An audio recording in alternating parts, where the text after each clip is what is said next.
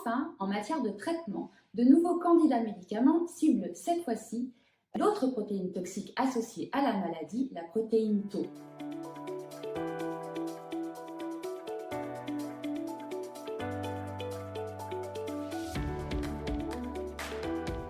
Comme chaque année, la Fondation Vaincre Alzheimer est très heureuse de vous présenter son nouveau rapport sur les avancées de la recherche médicale contre la maladie d'Alzheimer.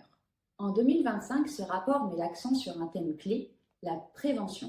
Donc, quelles ont été les avancées majeures cette année? Pourquoi la prévention joue-t-elle un rôle si important face à cette maladie? Toutes les réponses sont dans ce nouveau rapport.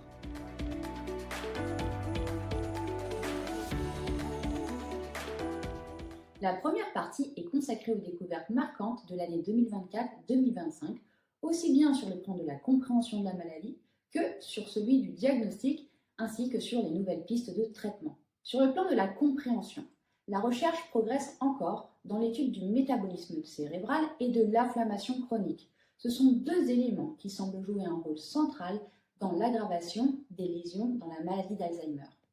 On parle par exemple de perturbations liées au stress oxydatif ou au fonctionnement des centrales énergétiques des cellules, les mitochondries.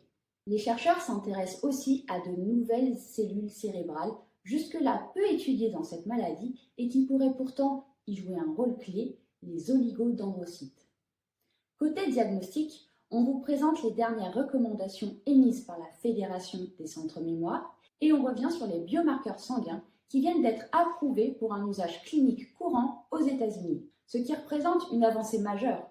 Enfin, en matière de traitement, de nouveaux candidats médicaments ciblent cette fois-ci l'autre protéine toxique associée à la maladie, la protéine Tau.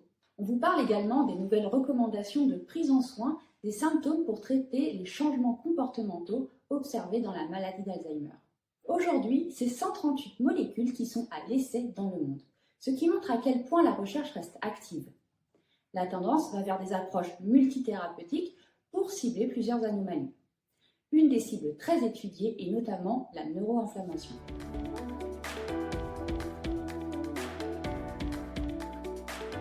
La deuxième partie du rapport est un dossier complet sur la prévention du déclin cognitif, un sujet qui devient de plus en plus prioritaire dans la recherche. On pense encore trop souvent que la maladie d'Alzheimer est une fatalité liée à l'âge. Pourtant, si certains facteurs de risque comme la génétique ou le fait d'être un homme ou une femme ne peuvent pas être modifiés, 14 facteurs de risque sont aujourd'hui identifiés comme étant modifiables. Une étude scientifique récente estime même que 40% des cas de malades d'Alzheimer pourraient potentiellement être évités.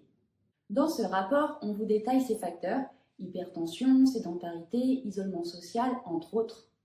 On revient aussi sur les grandes études cliniques, comme FINGER, et sur toutes celles qui, à travers le monde, ont repris ce modèle. Elles montrent en effet qu'agir sur ces facteurs peut avoir un impact sur le ralentissement du déclin cognitif.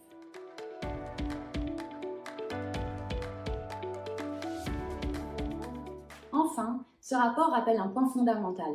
La prévention ne peut pas reposer uniquement sur les comportements, les modes de vie individuels. Responsabiliser chacun est important, mais sans une action collective sur les conditions sociales et environnementales, cela ne suffit pas. Pour être efficace, la prévention doit s'inscrire dans une politique publique ambitieuse. C'est à cette condition qu'on pourra créer des environnements réellement favorables à la santé du cerveau.